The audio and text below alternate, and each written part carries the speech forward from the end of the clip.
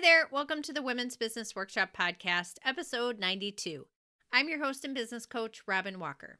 So today we are going to talk about sponsorships for your small business. We all get approached, and I'm going to use the air quotes, for opportunities in our community or online, or maybe sponsorship comes up and it just seems like the golden ticket to visibility. But it's hard sometimes to know what is a good use for your hard-earned business profits. Is this sponsorship worth it for you? And are you going to get any ROI out of it? As a lot of you know, I've been hosting a conference for small business owners for 8 years, and a good part of our budget comes from our sponsor partners. I'm in a unique position as a business coach and event planner for this event, so I know the importance of our partners getting ROI. I've researched and listened to feedback in order to uplevel our sponsorship offerings each year to better fit our partners. I've also consulted with my entrepreneur clients on if a sponsor opportunity is a good fit for them, and if it is, what could they do to make the most of it? Today, I'm going to share with you what I have learned over the years. We are going to touch on 5 questions to ask yourself to make the most of an event partnership. You can also get these questions as a free PDF download so that you can fill them out anytime an opportunity arises when you join our podcast club email list at womensbusinessworkshop.com/WBW podcast. Now, if you are someone that hosts events for your business or you run them for your organization and you're looking for some support with setting up these strategic packages, that's something that we can do in a one-on-one coaching call. You can set up a discovery call at the link in the show notes. Okay, grab your notebook and let's get to work. I'm going to start with a disclaimer that what I'm going to be talking about today as far as sponsorships are a sponsorship that you are doing with the expectation of getting ROI, which could be new clients, discovery calls, more followers, etc. Not a sponsorship you're going to do as a kind gesture for an organization that maybe you're passionate about, that you just want to support, but you're not really expecting to get anything out of. So keep that in mind as we go through, because to me, those are 2 different sponsorships. The number 1 question to start us out: is your target market in the audience of the event that you want to sponsor? Or maybe it's a digital sponsorship. Are the people that are going to be seeing it your target market? I have heard people say before, even if there's just one person in the audience that's my ideal client, it's worth it. And as you get further into business, you realize that no, it is not. Not usually. If this is an event sponsorship you are doing just for ROI, you need to have a majority of the people in the audience be your primary target market. Why waste your time and money on the chance that there's a small sliver that's going to see you? We want this to be an optimized opportunity. The second part about the audience. So it's great if it's your target market that's going to be at this event or that is going to be seeing you on whatever it is that you're sponsoring. But I want you to ask yourself a second question about audience. Why is the audience there, and what headspace are they in at this event? So for example, if it is your target market and they're at a sporting tournament, they're there to watch their kid play. They're hoping their kid does well. They're in that headspace of a parent. That would be a great opportunity for someone that is a consultant for college sports recruitment, something along those lines. That might be a good match because the people in the audience, if they are that person's target market, are in the headspace of thinking, what is next? It's an aligned experience for the audience, aligning through to that type of sponsor. So that would probably be a good fit. Now, that same sponsorship, picture a life coach for women in transition. You may find some of your audience in there. Maybe they're going to be empty nesters soon, and that's the transition. But the women who are there are not in the mindset to be looking for a life coach. A different opportunity that might be a better fit for that is maybe a women's retreat, a leadership event, or a space where they're learning something that they are going to need someone to help them with the next step. And that's where the life coaching comes in. Hopefully that makes sense. We're just looking for our ideal client in a space where they're open to seeing us, getting to know us, and it's just an aligned experience. Now, some event promoters are going to have all the information for you when you ask about who is at this event. They will be able to tell you the type of people that have come historically to their event. If it's the very first year for an event, I might suggest going to the event this year, seeing what it's like, who's in the audience, how are they showing off their sponsors. That might be a better fit for the first year to see what's happening if you're unsure. A seasoned event planner is going to be able to give you information on who is in the audience. We always provide that information to our potential sponsors. We have a place that we can send them that has the percentages of our audience that are service-based businesses or product-based businesses, geographically where they're from, because that helps them get a better understanding if this is a good fit for them. And honestly, we want our sponsors to be products or services that would be a resource to our audience. So we want to find a good fit, not only for the sponsor's benefit, but also for our audience. Another bit of research you can do is looking at the event's social media and looking at years past and how were they showing off their sponsors. Were sponsors getting posts? Was it one graphic with 20 tiny little logos on it? Did they tag them, mention them other ways, maybe show pictures after the event? So see what kind of interaction they're having with their sponsors on social from events in the past. At times, there may be an event that they can't really give you much information, but you really feel it's a great fit. Sometimes you just have to try it for a year and be really intentional about tracking your data and what kind of leads or outcome you get from the event. All right, question number 2. What is your goal for the sponsorship? If you just said visibility, I'm going to challenge you to get more specific. When I work with people, that is almost always what their answer is that they want more exposure, they want more visibility. And that may be true, but my challenge is that you get really specific about a goal that you want for this event. Visibility is just too vague. You can't measure that to see if this was worth dollar for dollar, worth the sponsorship. Some examples might be you want to be introduced to a new audience and educate them on what you do. You want to connect with a warm audience, maybe it's your second year of sponsoring, and move people into an email list. Maybe you want to connect personally with audience members and book discovery calls. Maybe you want to increase your followers on a specific Instagram account after the event. Whatever your goal is, you need to make sure that this sponsorship and the features of this sponsorship are going to be able to deliver on that outcome. Now, the sponsorship alone is not going to deliver. It's going to be a combination of you and your actions pre, during, and post-event, plus what the event or organization is also adding and the benefits that they're providing with the sponsorship. You can't sign up for a sponsorship and expect it to magically bring you a ton of customers. That's not going to happen. Let's take that Instagram goal and use that as an example. You want to increase your followers on Instagram. What is their sponsorship offering you that is going to help make that happen? Are they offering to share a link with their audience, whether that's clicking through a graphic, or maybe they're going to do a social media post for you on Instagram and they're going to tag you? If it's just going to be printed on a swag bag or a cup koozie, you're not going to get more Instagram followers. Maybe you can have a QR code somewhere on a donation or an incentive somehow for people to connect with you there.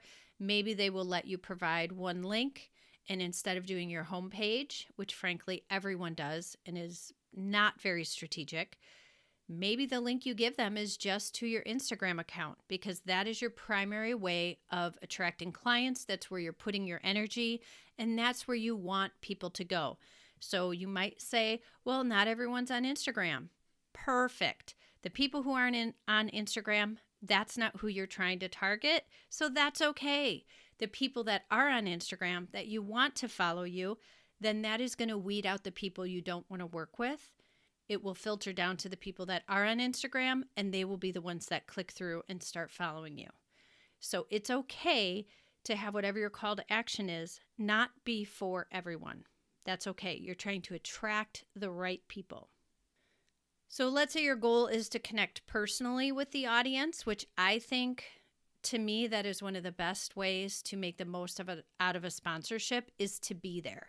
So all of our sponsorships for the Lakeside Conference include a complimentary ticket, because I think it is so important for the sponsor themselves or someone from their organization to be at the event, meeting people, increasing the know, like, and trust with their brand, because they are there, they're smiling, they're meeting people.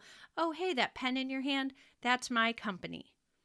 It's making the connection between the sponsorship and the logo and a human being. So I think that has some of the best ROI, is if you can be at the event as well as sponsoring it. If your goal is to meet people personally and then hopefully find the right people that you could have a discovery call with, you need to be in the room. And then you need to have maybe a business card that has a specific QR code or link to a discovery call, and that's the call to action on the card you're handing out. You see what I mean? You pick your goal, and that is what is driving your strategy throughout your activity for the sponsorship. So number 2 was to make sure that your goal for your sponsorship, that's very specific, is actually possible through this event sponsorship that you're considering. So here's a word of caution. It seems logical to ask someone else who's sponsored the event before if they got anything out of it or what their ROI was, but I'm going to caution you there. There's nothing wrong with asking them about the event, what they noticed, how well run was it, how organized, what access to the participants did you get, were things that were promised delivered, all of that. Yes. Ask people those things, but do not rely on their outcome as equivalent to what you will get as an outcome. They may not listen to this podcast. They may not have a business coach. They may have just paid for the sponsorship and done nothing. And so then they're not going to have the same ROI as you are, smart business person, who is going to be having a strategy, being intentional, setting goals with their sponsorship. So don't rely on their outcome as what you are going to have as an outcome, because it isn't necessarily going to be the same thing. They may not even have the same ideal client. So that being said, just proceed with caution if you do ask other people's opinion. Moving on to question number 3. So this is beyond visibility. This is the bridge. How are you connecting with the audience and moving them to the next place to connect? We are trying to get the members of the audience to a second location. We're trying to get them to connect with us in some way, shape, or form outside of the confines of the event or sponsorship. You don't just want them to see your logo and that's it. You want them to have a bridge, an easy way for them to get to the next place that they can learn more about you and get to know what you offer. So the bridge that we're trying to set up is just a really easy way that an audience member can choose to connect with you somehow. That might be signing up for your email list. It might be following you on socials. It might be going to a specific landing page and taking an action. It might be signing up for an event. The goal is that they choose, focusing on the word, they are choosing to connect with you outside of the event or outside of the organization. They are going to take some kind of action to choose to connect with you further. We want to make that easy, and we want to make it aligned and intentional with the audience member, what they're thinking about, what headspace they're in at this event, and what you have to offer. So that's the bridge. And a lot of people miss that when they have a sponsorship. They put all the time and energy into this beautiful basket or just the right logo or whatever it is, and there's no way for the people to really follow up, and you're just hoping that they see your brand, hoping they see your logo and go on to Google and search you and find you and then somehow connect with you. That's too much work nowadays. Unless you are a perfect fit, people aren't going to do that. So we want to build a bridge that's a really easy way. I worked with a client on a strategy and a coaching session, and what we did is we looked at a sponsorship she did the year before, what she had set up, and what did not go well and why it might not have been a fit. So I'm just going to give an example of something that I find does not work very often, and that is having some kind of giveaway if you give your email address. Yes, you are going to achieve the goal of getting emails on your list, but half of the people aren't even interested in what you're offering, or they don't even know what you were offering. They were just signing up for a bunch of things that were free. You want to make sure that thing they are signing up for is something of good value for sure, but it only is wanted really by your ideal clients. It's not something that just every person at the event is necessarily going to want. It's something of great value, of course, where they're not going to give you their email address because that is a form of currency in a way. Something that will move them along the client journey towards knowing that they need to work with you or want to work with you. Probably should do an example of that to explain what I'm saying. I see a lot of people donate like a gift basket, or I don't know if you ever go to events where there's a raffle or a silent auction and there's all these gorgeous baskets or really cool things that you can win. But I can tell you, more often than not, I have no idea who the company is that donated the basket. I have no idea. I just see a gorgeous basket with cool stuff in it. I'm not really even sure who donated it. So for example, like a basket of alcohol or coffee products, you don't really know who donated them necessarily. And more often than not, it's not a coffee company. It's not an alcohol company. It's just someone that thinks, oh, alcohol baskets will go for a lot of money. That's great if you're just trying to support an organization. If you want ROI, you're going to have to get more strategic than that. You want a branded donation or an opportunity to try you out for free that is a fit for your company, so that when they see the basket, in their head, they're thinking, do I know this company? What does this company do? Do I need this company? You're wanting them to be processing if you are a fit for them or if they need what you offer.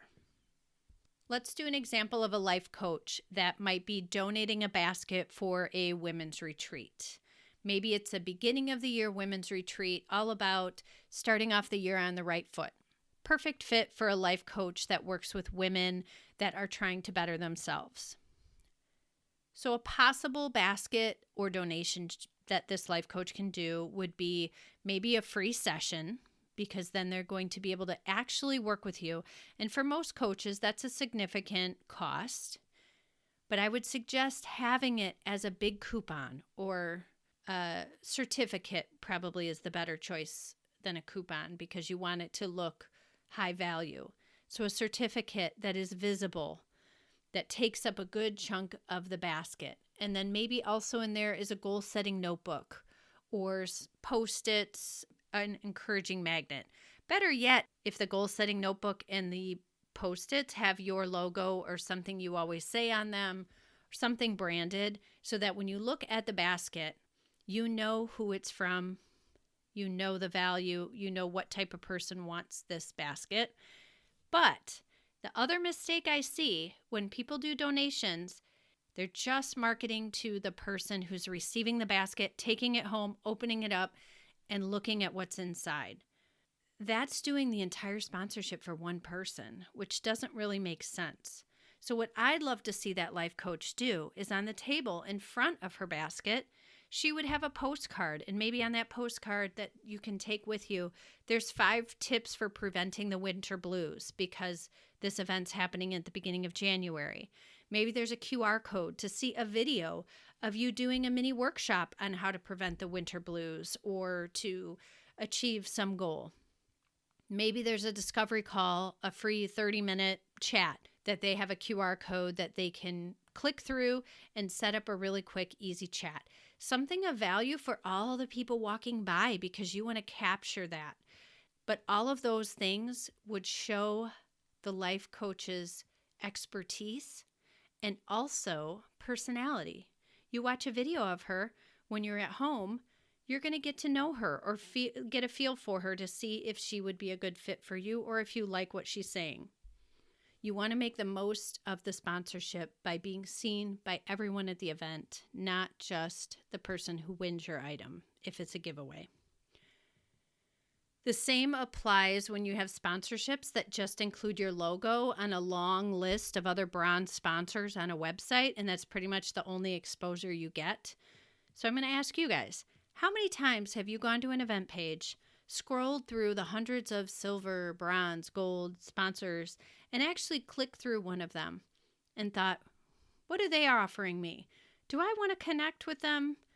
Most people never do that. You look on the page for the information you need about the event and you just scroll past all those sponsors. There's very little ROI, in my opinion, if you're looking for relationship marketing or connecting and educating. The best sponsor options are ways where you are getting set apart. You have an exclusive sponsorship. You're not in a sea of 40 other sponsors. Maybe you have an opportunity to talk to the audience, or you are able in some way to share something that's in your expertise or a way to educate or connect with them.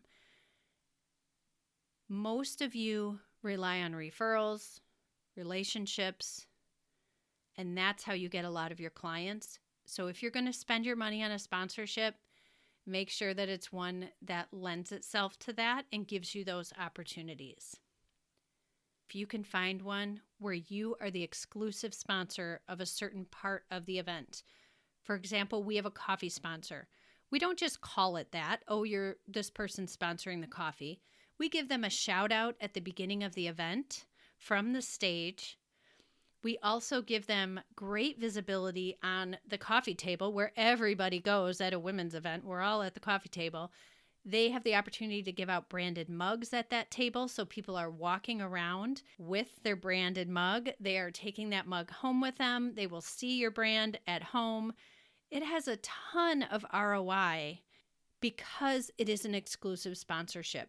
The majority of our sponsorships at our conference, I try to do exclusive sponsorships because I feel like they give you the best ROI. So look for those when you are out looking for sponsor opportunities.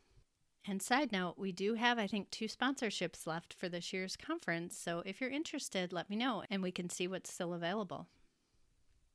Okay, number 4. Sorry, going off on a lot of tangents here because I keep thinking of other things that I don't have in my notes.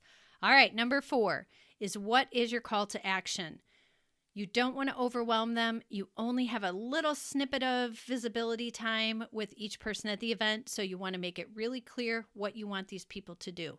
Pick one call to action, maybe make it a QR code, make it easy. Don't have some enormously long link that's in print that they have to type into their phone. Keep it simple and try to have a very clear call to action, and then prepare for where you're sending them.